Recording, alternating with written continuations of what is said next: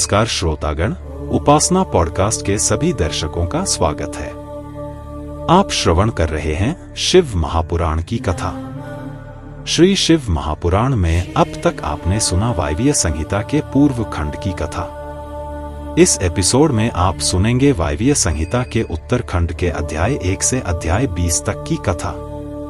तो अपनी उपस्थिति के लिए कमेंट बॉक्स में लिखिए हर हर महादेव।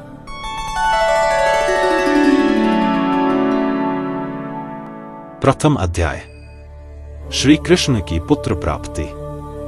संसार के सृष्टिकर्ता, पालनकर्ता और संहारकर्ता भगवान शिव को प्रणाम कर सूत जी बोले, हे ऋषिगणों, मैंने आपके द्वारा पूछी गई हर कथा आपको सविस्तार सुनाई है। ये सभी कथाएं अंतःकरण की कालिमा को नष्ट करने वाली हैं। शुद्ध अंतःकरण द्वारा ही देव लीलाओं के रहस्य खुलते हैं तथा उनके प्रति निष्ठा जागती है। बिना देवोपासना के शिव तत्व को नहीं जाना जा सकता है। ऋषिगणों, आप कथारसिक हैं, यह मैं जान गया हूं। अब आगे आप किस कथा के विषय में सुनना चाहते हैं? सूत जी के प्रश्न को सुनकर ऋषि बोले, हे सूत जी, भगवान श्री कृष्ण ने उपमन्यु को दर्शन देकर उन्हें पाशुपत व्रत करने की आज्ञा प्रदान की, परंतु इस व्रत का ज्ञान उन्हें कैसे मिला? यह बात सुनकर वायुदेव बोले, हे ऋषियों, श्री कृष्ण ने अपनी इच्छानुसार अवतार लिया और फिर सांसारिक मनुष्यों की भांति पुत्र कामना की प्राप्ति हेतु तपस्या करने मुनियों के आश्रम में पहुंचे। वहां उन्होंने जटाजूट धारण कर भस्म रमाए त्रिपुंड का तिलक लगाए मुनि उपमन्यु को देखा। श्री कृष्ण ने उनकी 3 परिक्रमा की तथा प्रणाम करके उनकी स्तुति करने लगे।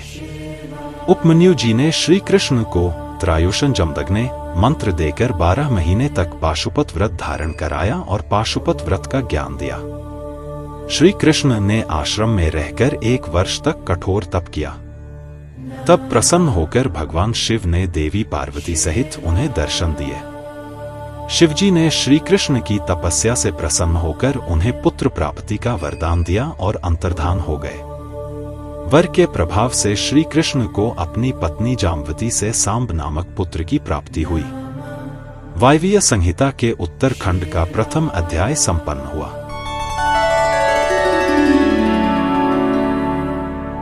दूसरा अध्याय, शिव गुणों का वर्णन। वायुदेव बोले, हे मुनियों, एक दिन श्री कृष्ण जी ने उपमन्यु मुनि से कहा, हे महर्षि, आप मुझे देवाधिदेव भगवान शिव के पाशुपत व्रत के ज्ञान को बताइए। पशु कौन है और वे किस रस्सी से बंधे हैं और उससे कैसे मुक्त होते हैं? शिवजी पशुपति कैसे कहलाए? कृपा कर मेरी इन जिज्ञासाओं को शांत करें। श्री कृष्ण जी के इन प्रश्नों को सुनकर उपमन्यु बोले, हे श्री कृष्ण, इस संसार में ब्रह्मा से लेकर सभी स्थावर जीव सर्वेश्वर शिव के ही पशु हैं। शिवजी ही उनके स्वामी हैं। इसलिए उनके अधिपति होने के कारण वे पशुपति कहलाते हैं। भगवान शिव द्वारा रचित सभी पशु मोहमाया की दृढ़ रस्सियों से बंधे हैं। इसी रूप में संसारी व्यक्ति जब मोहमता आदि के पाश से मुक्त होने का प्रयास करता है तो वह और भी बुरी तरह उसमें बंधता और फंसता जाता है। कोई केवल सांसारिक साधनों द्वारा पाश से मुक्त नहीं हो पाता। इसके लिए भगवान शिव की कृपा आवश्यक है। अपने भक्तों की आस्था, श्रद्धा और भक्तिपूर्ण उपासना देखकर वे उन्हें माया रूपी रस्सियों से मुक्त कर देते हैं। माया के 24 तत्वों से ही जीव बंधा रहता है।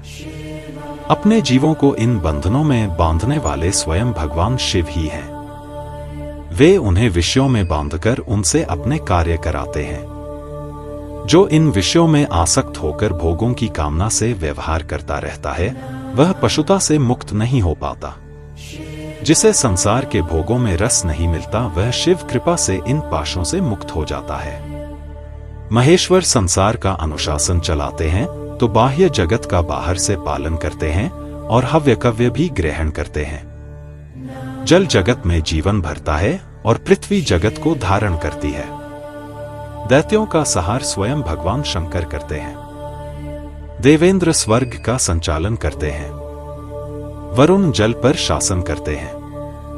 ये सब कार्य त्रिलोकीनाथ भगवान शिव के बताए मार्ग पर चलकर संपन्न होते हैं। शिवजी का पूजन सद्गति प्रदान करता है। निष्काम भाव से की गई शिव आराधना मनोकामनाओं की पूर्ति के साथ मुक्ति का साधन भी बनती है। वायवीय संहिता के उत्तरखंड का दूसरा अध्याय संपन्न हुआ।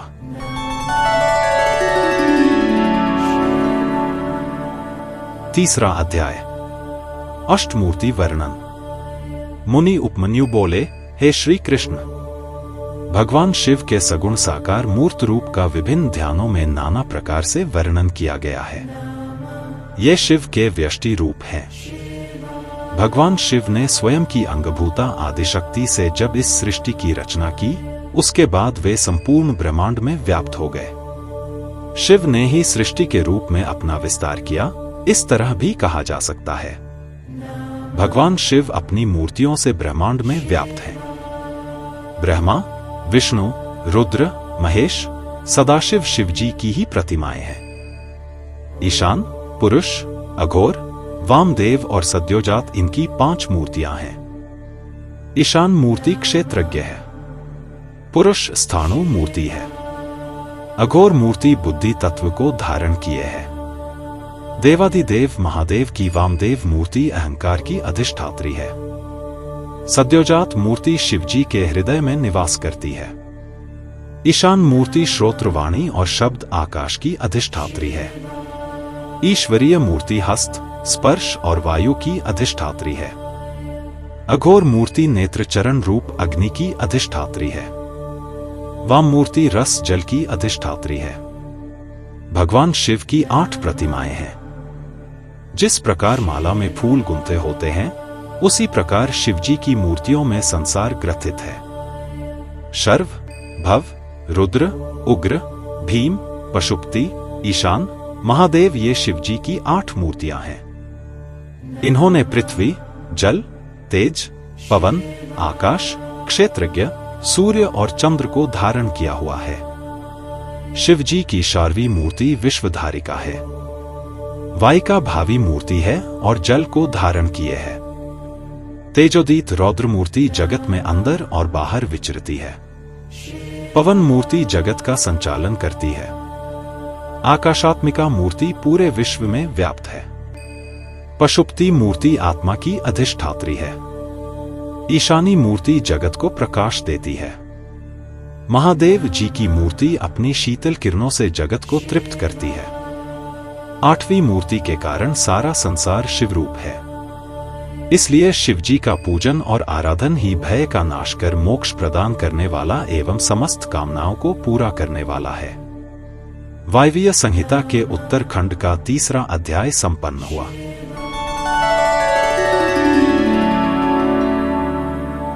चौथा अध्याय गौरी शंकर की विभूति। उपमन्यु बोले, हे श्री कृष्ण, अब मैं आपसे स्त्री पुरुष जो महादेव की विभूति हैं का वर्णन करता हूं। भगवान शिव परम शक्तिमान हैं। देवी पार्वती उनकी शक्ति हैं और विश्व उनकी विभूति है। शुद्ध अशुद्ध, पर अपर, चेतन चेतन सभी स्वाभाविक रूप हैं। शिवजी और देवी पार्वती के वश में यह संसार है। वे ही विश्वेश्वर हैं। भगवान शिव ही संसार के सभी जीवों को भक्ति और मुक्ति देते हैं। माता शक्ति भी शिवजी के समान महाशक्ति है। वे चिद्रूपा शक्ति हैं जो विश्व को विभक्त करती है। वे ही सभी क्रियात्मक शक्तियों को क्रियान्वित करती हैं। देवी पार्वती ही क्षोभ पाकर नाद को पैदा करती हैं। नाद से बिंदु, बिंदु से सदाशिव, उससे महेश्वर और उससे युद्ध विद्या पैदा होती है। ईश्वर की वाणी शक्ति है। इस संसार को रचने वाली शक्ति है। इस संसार में स्त्री व पुरुषों की विभूति भगवान शिव और देवी पार्वती पर आश्रित है। शिव क्षेत्रज्ञ हैं और देवी क्षेत्र रूपा हैं। पार्वती जी पृथ्वी रूप हैं और शिव जी आकार रूप हैं। शिव समुद्र रूप हैं तो पार्वती जी तरंग रूपा हैं। हे श्री कृष्ण, इस प्रकार मैंने आपको सर्वेश्वर शिव की विभूति सुना दी है। शिव भक्तों को सायुज्य की प्राप्ति होती है और भगवान शिव का भजन कीर्तन करने से समस्त पापों का नाश हो जाता है।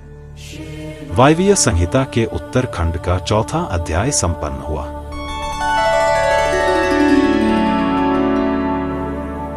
पांचवा अध्याय पशुपति ज्ञान योग। उपमन्यु बोले, हे कृष्ण जी, इस संसार में सभी जीव मोहमाया के पाश में बंधे हुए हैं, इसलिए भगवान शिव के स्वरूप को वे जान नहीं पाते। भगवान शिव के अविकल्प प्रभावों का वर्णन ऋषि मुनिगण करते हैं। भगवान शिव को अपर ब्रह्म रूप में ब्रह्मात्मक, अनादि अनंत रूप में महादेव तथा भूत, इंद्रिय, अंतकर, प्रधान विषयात्मक में अपर ब्रह्म एवं चेतनात्मक परम ब्रह्म कहलाते हैं। यह बहुत विशाल है और विश्व का विस्तार करने वाला है और ब्रह्मा कहलाता है। विद्या और अविद्या ब्रह्मा के रूप हैं। चेतना और अचेतना विद्या अविद्या के ही रूप हैं। विश्व भगवान शिव रूप है और संसार के सभी जीव भगवान शिव के अधीन हैं। त्रिलोकीनाथ भगवान शिव तो सत असत दोनों के स्वामी हैं। वे ही सत असत को क्षरक्षर करते हैं। सभी प्राणी क्षर, अव्यय एवं अक्षर हैं और परमात्मा के रूप हैं। सर्वेश्वर शिव ही समष्टि और व्यष्टि रूप कहलाते हैं। वे ही संसार के प्रवर्तक और निवर्तक हैं। वे ही आविर्भाव और तिरोभाव का कारण हैं। देवादिदेव महादेव ही सबके स्वामी और धाता हैं। सर्वेश्वर शिव अंतर्यामी है। जो मनुष्य अपनी बुद्धि के कारण विरोधाभासों में फंसे रहते हैं, वे किसी भी बात का निश्चय नहीं कर पाते। जो मनुष्य भगवान शिव की शरण में जाते हैं, उन्हें शिव तत्व का ज्ञान प्राप्त हो जाता है। वायवीय संहिता के उत्तरखंड का पांचवा अध्याय संपन्न हुआ।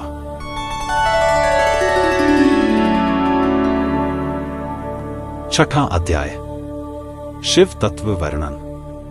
उपमन्यु बोले, हे श्री कृष्ण, जिस प्रकार इंद्रजाल की माया जादूगर को भ्रमित नहीं करती, बल्कि उसकी लीलाओं को देखकर वह आनंदित होता है, उसी प्रकार सृष्टि रचना का आधार रूप भगवान शिव सभी प्रकार के बंधनों से सदैव मुक्त रहते हैं।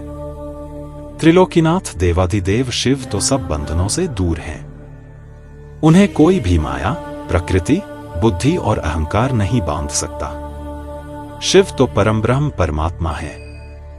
वे किसी वासना, मोह अथवा भोग के प्रभाव में नहीं आ सकते। बंधु बंधु, नियंता, प्रेरपति, गुरुत्राता, अधिक समान, कांक्षित अकांक्षित, जन्म मरण, विधि, निषेध, मुक्ति बंधन कोई भी सर्वेश्वर की राह में आगे नहीं आ सकता। देवादिदेव महादेव सारे संसार में व्याप्त हैं। सृष्टि से पूर्व शिव थे, सृष्टि रचना के बाद सृष्टि रूप भी शिव हैं और सृष्टि के खत्म होने के बाद भी शिव ही अवशिष्ट रहेंगे। यह ज्ञान ही समस्त दुखों को समाप्त करने वाला है। यही शिवोपासना और शिवाराधना का प्रतिफल है। सदाशिव के सच्चे स्वरूप को जिस प्राणी ने समझ लिया, वह कभी मोह के वश में नहीं होता। हिरण्यबाहु भी शिव रूप से काल के अग्रभाग हैं। हृदय के मध्य में सर्वेश्वर शिव का ही वास है। जो भगवान शिव का परम भक्त है, उसको संसार में हर मनोवांछित फल की प्राप्ति होती है। वायवीय संहिता के उत्तरखंड का छठा अध्याय संपन्न हुआ।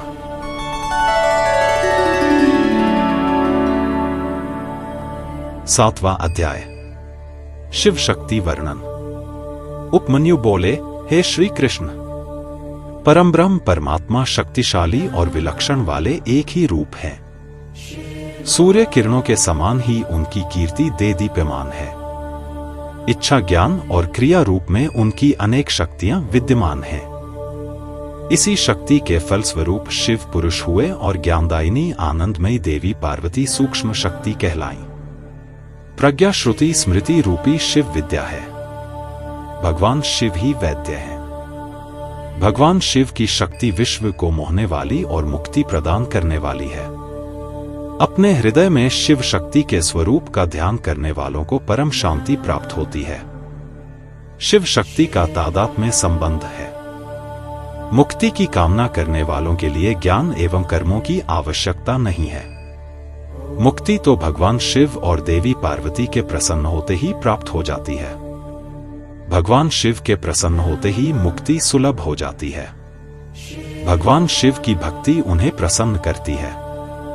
देवाधिदेव महादेव जी में भक्ति भावना रखने वाले जीवों को मुक्ति मिल जाती है। सांग और अनंग दोनों सेवा भक्ति कहलाती हैं। सर्वेश्वर शिव की ध्यान साधना करने से समस्त कामनाएं पूरी होती हैं। तप, कर्म, जप, ज्ञान, ध्यान और चांद्रायण व्रत तप हैं। परमेश्वर शिव का नाम जपने व चिंतन करने से भगवान शिव की कृपा प्राप्त होती है। शिव शास्त्रों में भी इस ज्ञान का वर्णन है। वायवीय संहिता के उत्तरखंड का 7वां अध्याय संपन्न हुआ।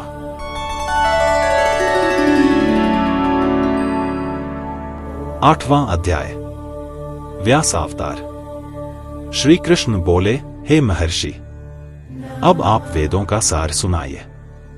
यह सुनकर उपमन्यु बोले, हे श्री कृष्ण, जब सर्वेश्वर शिव ने सृष्टि का निर्माण करने की इच्छा की, उस समय उन्होंने सर्वप्रथम ब्रह्मा जी को पैदा किया और उन्हें सृष्टि रचने का उपदेश दिया। ब्रह्मा जी ने वर्ण और आश्रम की व्यवस्था की। फिर यज्ञार्थ सोम रचना की। सोम द्वारा स्वर्ग बना। तत्पश्चात सूर्य, पृथ्वी, अनल, यज्ञ, विष्णु और इंद्र आदि देवता हाथ जोड़कर उनकी स्तुति करने लगे।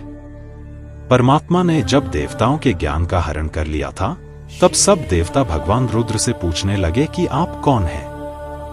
तब रुद्रदेव बोले, हे देवगण, मैं पुराण पुरुष त्रिकाल बाधित, भूत, भविष्य, वर्तमान में रहने वाला हूं। मैं ही सबका नियंता हूं। यह कहकर रुद्रदेव अंतर्धान हो गए। देवता आश्चर्यचकित होकर देखने लगे। फिर सोम मंत्र से आराध्य भगवान शिव और देवी पार्वती की वे स्तुति करने लगे। देवताओं की स्तुति सुनकर देवाधिदेव महादेव जी ने देवी पार्वती सहित उन्हें दर्शन दिए। तब अपने सामने पाकर देवता उन्हें प्रणाम करने लगे और बोले, हे स्वामी, हमें अपने पूजन का विधान सुनाइए। यह सुनकर भगवान शिव ने अपने चतुर्मुखी तेजरूप का दर्शन कराया। शिवजी का अद्भुत स्वरूप देखकर देवताओं ने शिवजी को सूर्य और देवी पार्वती को चंद्रमा मानकर अर्घ्य प्रदान किया। तब देवताओं को शिव तत्व का अमृतमय ज्ञान देकर शिव पार्वती अंतर्धान हो गए। वायवीय संहिता के उत्तरखंड का 8वां अध्याय संपन्न हुआ।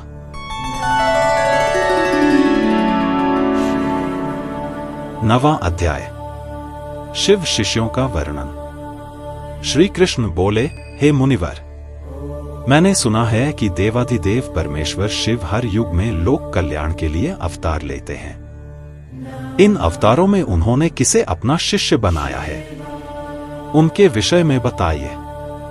तब मुनि उपमन्यु बोले, श्री कृष्ण जी, श्वेत, सुतार, मदन, सुहोत्र, कंकलोगाक्षी, महामायावी जैगीशव्य, दधिवाह, ऋषभ मुनि, उग्र, अत्रि, सुपालक, गौतम, वेदशिरा मुनि, गोकर्ण, गुहावासी, शिखंडी, जटामाली, अट्टहास, दारुक, लांगुली, महाकाल, शूली, दंडी, मुंडीश, सहिष्णु, सोम शर्मा और नकुलीश्वर, ये वाराह कल्प के इस 7वें मनवंतर में युग क्रम से 28 योगाचार्य प्रकट हुए हैं। इनमें से प्रत्येक के शांतचित्त वाले 4-4 शिष्य हुए हैं, जो श्वेत से लेकर ऋष्य पर्यंत बताए गए हैं। मैं उनका क्रमशः वर्णन करता हूं। सुनो। श्वेत, श्वेतशिख, श्वेताश्व, श्वेतलोहित, दुंदुभि, शत्रुप, ऋचिक, केतुमान, विकोश, विकेश, विपाश, पाशनाशन, सुमुख, दुर्मुख, दुर्गम, दुर्तिक्रम, सनत कुमार, सनक, सनंदन, सनातन, सुधामा, विरजा, शंख, अंडज, सारस्वत, मेघ, मेघवा, सुवाहक, कपिल, आसुरी, पंचशिख, वाष्कल, पराशर, गर्ग, भार्गव, अंगिरा, बलबंधु, निरामित्र, केतुश्रिंग, तपोधन, लंबोदर, लंब, लंबात्मा, लंबकेशक, सर्वज्ञ, संबुद्धि, साध्य, सिद्धि, सुधामा, कश्यप, वशिष्ठ, विरजा, अत्रि, उग्र, गुरुश्रेष्ठ, श्रवण, श्रविष्ठक, कुणी, कुंबाहु, कुश्रीर, केनेत्रक, काश्यप, उष्णा, च्यवन, बृहस्पति, उतथ्य, वामदेव, महाकाल, महानिल, वाचश्रवा, सुवीर, श्यावक, यतीश्वर, हिरण्यनाभ, कौशल्य, लोकाक्षी, कुथुमी, सुमंतु, जैमिनी, कुबंध, कुशकंदर, प्लक्ष, दारभायनी, केतुमान, गौतम, भल्लवी, मधुपिंग, श्वेतकेतु, उशिज, बृहद्श्व, देवल, कवि, शालिहोत्र, सुवेश, युवनाश्व, शरदवसु, छगल, कुंभकर्ण, कुंभ, प्रबाहुक, उलूक, विद्युत, शंबूक, आश्वलायन, अक्षपाद, कणाद, उलूक, वत्स, कुशिक, गर्ग, मित्रक और ऋष्य योगाचार्य रूपी महेश्वर के शिष्य हैं। इनकी संख्या 112 है।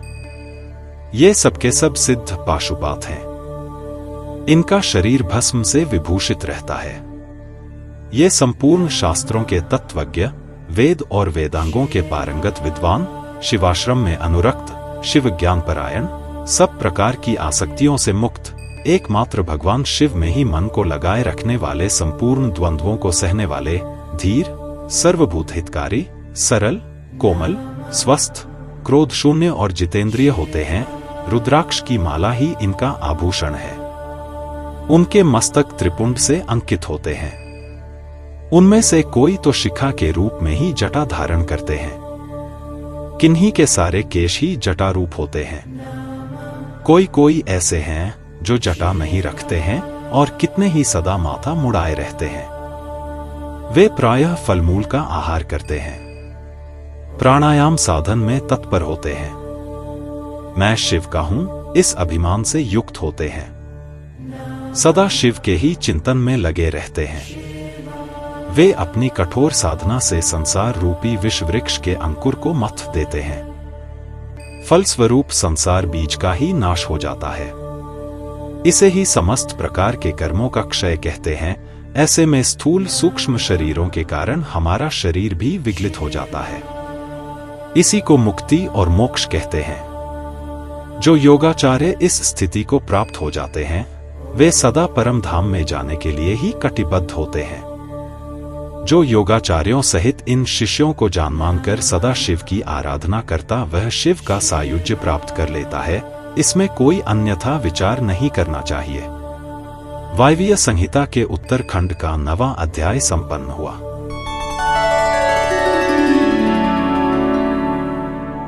दसवां अध्याय, शिवोपासना निरूपण। श्री कृष्ण जी बोले, हे महर्षि, भगवान शिव से देवी पार्वती ने क्या प्रश्न किया और शिव जी ने उसका क्या उत्तर दिया? तब उपमन्यु बोले, हे कृष्ण जी, एक दिन पार्वती जी ने भगवान शिव से पूछा, हे स्वामी, आप प्राणीजन पर किस प्रकार प्रसन्न होते हैं? तब शिव जी बोले, हे प्रिय, मुझे प्रसन्न करने का एकमात्र साधन श्रद्धा भक्ति है। मैं कर्म, जप, यज्ञ और समाधि से इतना प्रसन्न नहीं होता जितना भक्तिपूर्ण आराधना से। जिस भक्त के मन में श्रद्धा हो वह मेरा दर्शन, स्पर्श, पूजन एवं मेरे साथ वार्तालाप भी कर लेता है। अतः जो मुझे अपने वश में करना चाहे उसे पहले मेरे प्रति श्रद्धा करनी चाहिए। श्रद्धा ही स्वधर्म का हेतु है और वही इस लोक में सभी वर्णों की रक्षा करता है। जो अपने वर्णाश्रम के धर्मों का पालन करता है उसी को मुझ में श्रद्धा होती है, दूसरे को नहीं। धर्म के मार्ग का अनुसरण करके विद्वज्जन की श्रद्धा भावना बढ़ती है। वे जीव जो एकाग्रचित्त होकर मेरा ध्यान करते हैं, मेरी भक्ति को प्राप्त होते हैं। वर्ण आश्रम पर चलने वाले जीव मोहमाया और पापों से छूटकर शिवलोक को प्राप्त कर लेते हैं। उनकी आत्मा का उद्धार हो जाता है। सनातन धर्म के ज्ञान, क्रिया, चर्या और योग नामक 4 पद हैं। भक्ति पूर्वक साधना ज्ञान कहलाती है। 6 मार्गों से किए गए शुद्धि विधान को क्रिया कहते हैं। वर्णाश्रम युक्त विधि से पूजन अर्चन को चर्या कहा जाता है। मेरी भक्ति में अपने हृदय को लगाकर अन्य वृत्तियों का निरोध करना योग कहलाता है। निर्मल हृदय से भक्ति पूर्वक ध्यान करने से 100 अश्वमेध यज्ञ का फल मिलता है। अपनी इंद्रियों को वश में करने वाले विरक्त पुरुषों को ही ज्ञान और मुक्ति प्राप्त होती है। तप, कर्म, जप, ध्यान और ज्ञान ये मेरे भजन के 5 प्रकार हैं। पूर्व वासनावश बाह्य अथवा आभ्यंतर जिस पूजन में मन का अनुराग हो उसी में दृढ़ निष्ठा रखनी चाहिए। बाहरी शुद्धि को शुद्धि नहीं समझना चाहिए। आंतरिक शुद्धि से ही आत्मशोधन होता है। भजन बाह्य हो या आंतरिक, दोनों में ही भाव होना चाहिए। प्रेम और समर्पण के बिना पूजन निरर्थक है। वायवीय संहिता के उत्तरखंड का 10वां अध्याय संपन्न हुआ।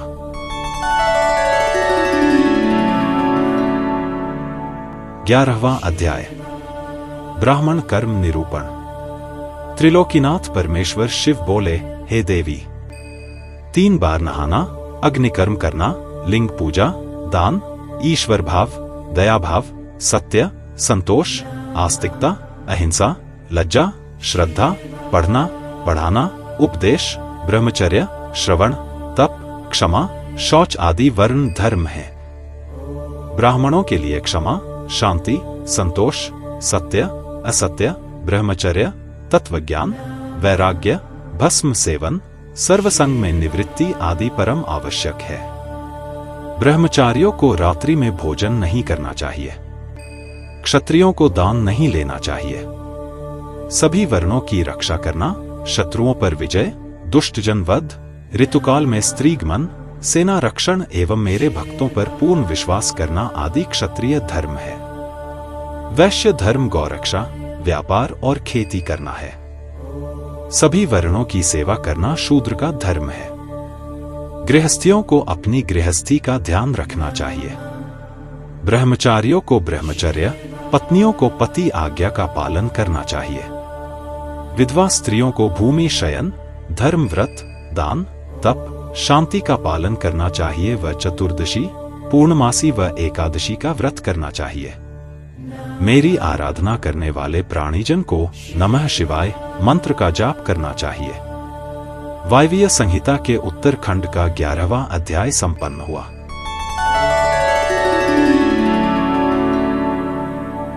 बारहवां अध्याय पंचाक्षर मंत्र की महिमा। मुनि उपमन्यु बोले, हे श्री कृष्ण, वेदों एवं शास्त्रों में कार और षडाक्षर मंत्र की महिमा का गुणगान किया गया है। यह मंत्र भक्तों की सभी मनोकामनाओं को पूरा करता है। वेदों का सार रूप होने के कारण इसके अर्थ में बहुत सी सिद्धियां विद्यमान हैं। यह मंत्र परम मुक्तिदाता है।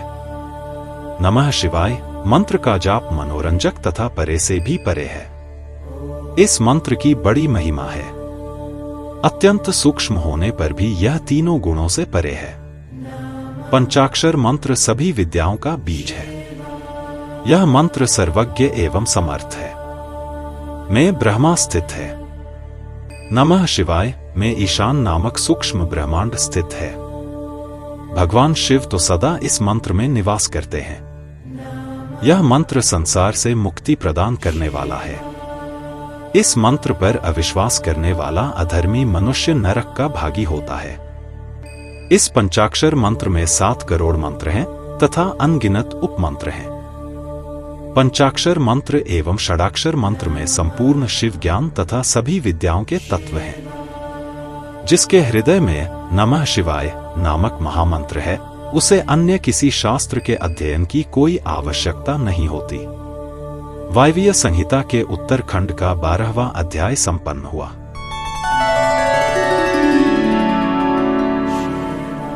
तेरहवां अध्याय कलिनाशक मंत्र। देवी पार्वती बोली, हे स्वामी, कलयुग में पाप रूपी अंधकार निरंतर बढ़ता जाता है। धर्म से विमुखता आ जाती है। धर्म के आचार विचार सभी परंपराएं एवं मर्यादाएं नष्ट हो जाती हैं। तब उसमें आपके भक्तों की क्या गति होगी और वे कैसे मुक्त हो पाएंगे? पार्वती जी के वचन सुनकर शिवजी बोले, हे देवी, कलयुग में पंचाक्षर मंत्र का भक्ति पूर्वक जाप करने वाले मनुष्यों को मुक्ति मिल जाती है।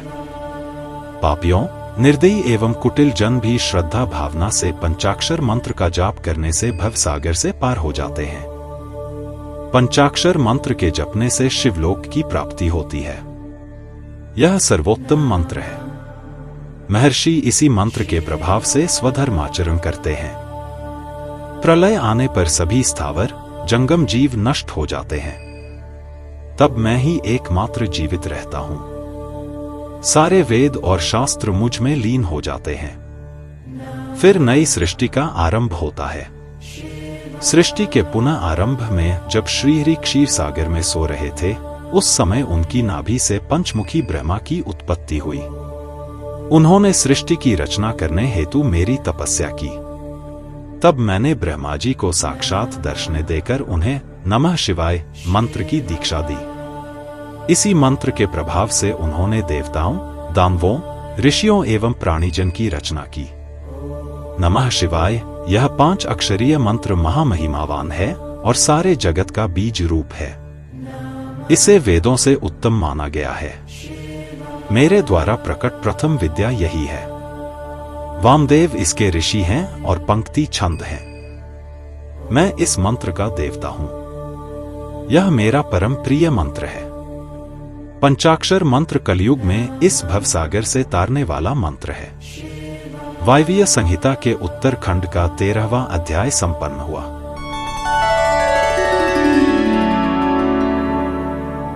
चौदहवां अध्याय, व्रत ग्रहण करने का विधान। भगवान शिव बोले, हे प्रिय, ऐसा व्रत जो क्रिया और श्रद्धा से हीन हो निष्फल होता है। तभी सिद्ध व्यक्ति श्रद्धा भाव बढ़ाते हैं और तत्वज्ञाता गुरु की शरण में जाते हैं। प्राणीजन शरीर, मन और वाणी द्वारा उनका पूजन करते हैं और यथायोग्य वस्तुओं का दान करते हैं।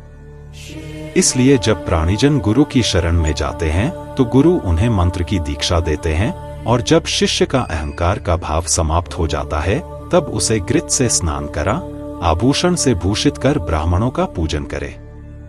फिर गौशाला या मंदिर में जाकर विधिपूर्वक ज्ञान का उपदेश दे। गुरु द्वारा दीक्षित मंत्र का प्रतिदिन 108 बार जाप करना चाहिए। इससे परम गति प्राप्त होती है। वाचिक जप का फल 1 गुना, उपांशु जप का 100 गुना, मानस का 1000 गुना, सगर्भ का लक्ष गुना होता है। मंत्र के अंत में ओंकार होना चाहिए। ध्यान के साथ मंत्र का जाप करना चाहिए। सूर्य, अग्नि, गुरु, चंद्रमा, दीपक, जल, ब्राह्मण और गौ के पास ही जप करना चाहिए। वशीकरण हेतु पूर्व, घात करने हेतु दक्षिण, धन प्राप्ति हेतु पश्चिम, शांति हेतु उत्तर की ओर मुख करके जाप करना चाहिए। आचारहीन व्यक्तियों को लोक निंदक माना जाता है। तप, उत्तम धन एवं श्रेष्ठ विद्या को आचार माना जाता है। निंदक मनुष्य को परलोक में भी सुख नहीं मिलता। इसलिए हमें सदाचार का पालन करना चाहिए। गुरु द्वारा दीक्षित मंत्र पतित चांडालों को भी सुधारने वाला तथा परम गति प्रदान करने वाला होता है। वायवीय संहिता के उत्तरखंड का 14वां अध्याय संपन्न हुआ।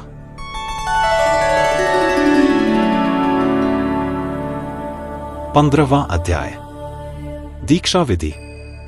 श्री कृष्ण बोले, हे महर्षि, अब आप मुझे शिव संस्कारों के बारे में बताइए। यह सुनकर उपमन्यु बोले, हे श्री कृष्ण, मनुष्य द्वारा 6 मार्गों को शुद्ध कर लेना संस्कार कहलाता है। ज्ञान प्रदान करने वाले तथा बंधनों का नाश करने वाले संस्कार दीक्षा कहलाते हैं। शांभवी, शाक्ति एवं मांत्री शांभवी दीक्षा 3 प्रकार की होती है। शांभवी तीव्र और तीव्रता 2 प्रकार की होती है। पाप नष्ट करने वाली तीव्र तथा आनंद प्रदान करने वाली तीव्रता शांभवी दीक्षा कहलाती है। योग मार्ग से शिष्य शरीर में प्रवेश कर गुरु द्वारा दी गई दीक्षा शाक्ति दीक्षा कहलाती है।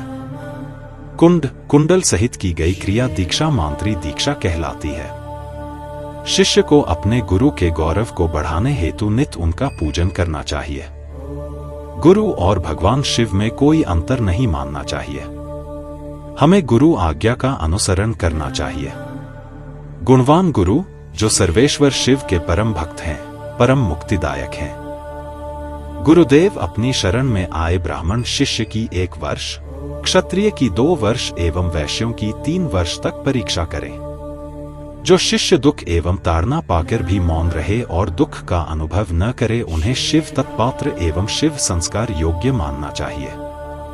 परीक्षा लेने के पश्चात गुरु को सप्रेम दीक्षा देनी चाहिए। वायवीय संहिता के उत्तरखंड का 15वां अध्याय संपन्न हुआ।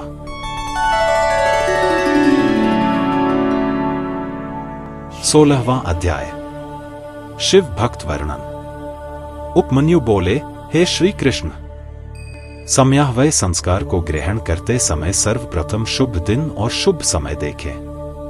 भूमि पर शिल्प से मनोहर मंडल की रचना करें जिसके मध्य में वेदी हो। ईशान कोण से 8 दिशाओं में कुंडल बनाएं। फिर चंदोवा ध्वजापताका मालाओं से उसे शोभित करें। वेदी के मध्य में सुंदर मंडप होना चाहिए। फिर सोने चांदी द्वारा ईश्वर का आवाहन करें। सोना चांदी न होने पर चावल, सिंदूर, पुष्पों से आवाहन करें। 2 हाथ लंबा श्वेत या लाल कमल बनाएं जिसमें 8 कर्णिका हों। वेदी पर धान, चावल, सरसों, तिल, पुष्प, कुशा बिछाकर कलश की स्थापना करें। कलश में जल भरकर सुगंधित पुष्प, अक्षत, कुशा, दूर्वा डालें तथा उस पर नया लाल वस्त्र लपेटें। स्वयं आसन ग्रहण करें। मंडल के मध्य में महेश्वर का पूजन करें। फिर भगवान शिव का आवाहन करते हुए कलश का पूजन करें।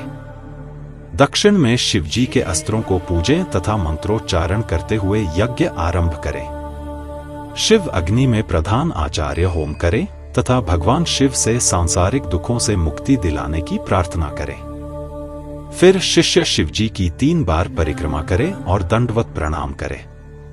फिर शिव मंत्र का उच्चारण करते हुए शास्त्रानुसार गुरु शिष्य के शरीर में प्रविष्ट होकर मूल मंत्र के तर्पण में 10 आहुतियां दे। तत्पश्चात शिष्य पुनः स्नान कर शुद्ध वस्त्र धारण करे और पुनः कुश के आसन पर बैठे।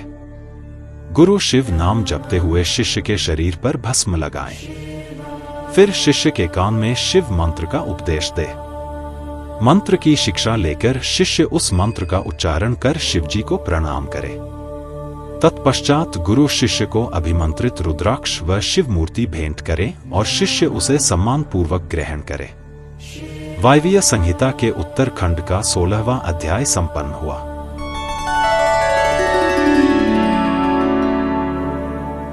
सत्रहवां अध्याय शिव तत्व साधक। उपमन्यु बोले, हे कृष्ण जी, कला, तत्व, भवन, वर्ण, पद, मंत्र आदि 6 अध्याय हैं। निवृत्ति, प्रतिष्ठा, विद्या, शांति और अतीत 5 अध्याय हैं जो आवृत कहे जाते हैं।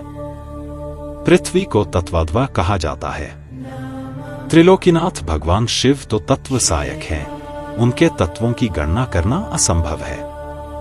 अभिमंत्रित रुद्राक्ष भेंट करने के बाद गुरु को शिष्य सहित मंडल में जाकर शिव पूजन करना चाहिए। 4 सेर चावलों की खीर बनाकर आधी खीर भगवान शिव को अर्पित कर देनी चाहिए। फिर नकार, मकार आदि 5 कलशों पर 5 वर्ण धारण कराएं। मध्य में ईशान, पूर्व में पुरुष, दक्षिण में अघोर, पश्चिम में सद्योजात, उत्तर में वामदेव को स्थापित करें। कलशों को प्रोक्षित कर हवन आरंभ करें। फिर आधी खीर को होम कर दें, बाकी को प्रसाद समझकर ग्रहण करें। तर्पण, कृत्य कर्म कर पूर्णाहुति दें। नमः शिवाय से प्रदीपन कर 3 आहुतियां दें। कन्या द्वारा काटे गए सूत को अभिमंत्रित कर शिष्य की शिखा में बांध दें और पूजन करें। भगवान शिव का ध्यान और पंचाक्षर मंत्र का जप करते हुए शिष्य रात्रि को सोए और रात्रि में जो स्वप्न दिखे उसे विस्तार पूर्वक अपने गुरु को बताए। वायवीय संहिता के उत्तरखंड का 17वां अध्याय संपन्न हुआ।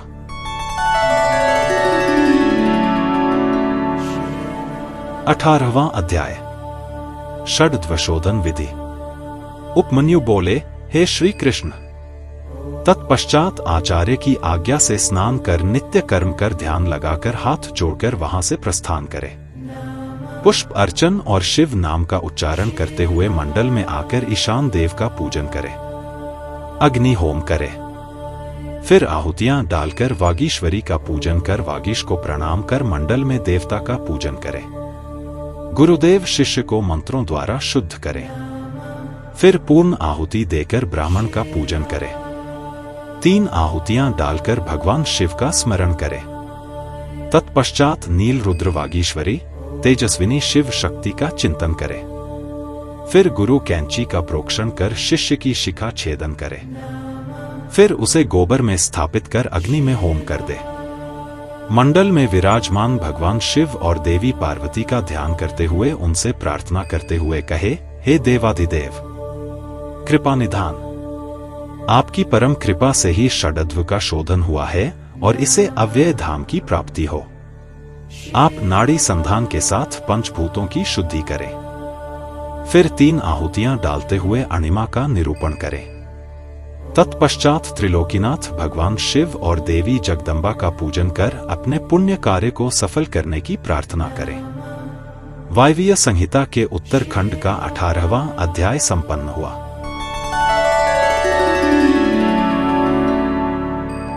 उन्नीसवां अध्याय साधन भेद निरूपण। उपमन्यु बोले, हे श्री कृष्ण, मंडप के मध्य में भगवान शिव का पूजन करके वहां कलश की स्थापना करें और फिर हवन करें। हवन करने हेतु शिष्य को सिर खोले हुए मंडप में बैठा दें। उसके पश्चात 100 आहुतियों का हवन करने के बाद सुगंधित पुष्प मिले जल से अभिषेक करें और शिष्य को देवाधिदेव भगवान शिव संबंधी विद्या प्रदान करें। तत्पश्चात शिष्य को साधन करने की रीति बताएं। साधन उपदेश को शिष्य ग्रहण करके गुरुदेव के सामने ही मंत्र का उच्चारण करे। साधन मूल मंत्र का पुरश्चरण होता है। इस प्रकार विधि विधान से भक्ति पूर्वक आराधना पूर्ण करने के पश्चात खीर का प्रसाद अर्पण करें और दंडवत प्रणाम करें। तत्पश्चात आसन पर बैठकर भगवान शिव का स्मरण करते हुए ध्यान लगाकर दीक्षित मंत्र का जाप करना आरंभ कर दें। इस मंत्र के 1 करोड़ अथवा सामर्थ्यानुसार जप करें। इस प्रकार इस मंत्र का उपदेश देने वाले गुरु और उपदेश पाने वाले शिष्य के लिए इस लोक और परलोक में कुछ भी ऐसा नहीं है जिसे प्राप्त न किया जा सके। वायवीय संहिता के उत्तरखंड का 19वां अध्याय संपन्न हुआ।